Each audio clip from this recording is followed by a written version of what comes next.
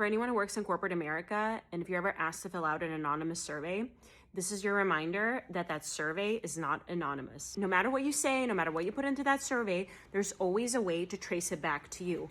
Now, if you work in a huge company with thousands and thousands of employees, the chance of somebody looking up a negative comment and tracing it back to whoever said it is very low and likely won't happen. So even if you put a negative comment in there, more likely than not, there'll be very little repercussions.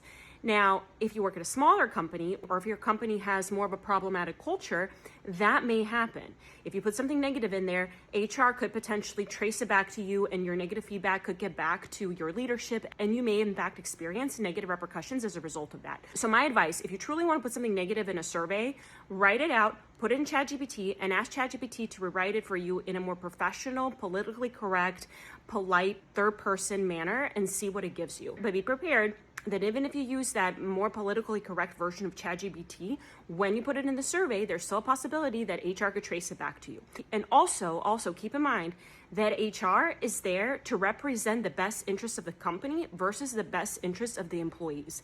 Now, of course, HR probably has a goal somewhere related to employee retention because, of course, happy employees equal better work product, all that. But when push comes to shove, in a situation, if there's ever a dispute between an employee and an employer, HR will have the best interests of the employer in mind, and more likely than not, will defend the employer instead of the employee. It's almost like that concept where you protect the hand that feeds you.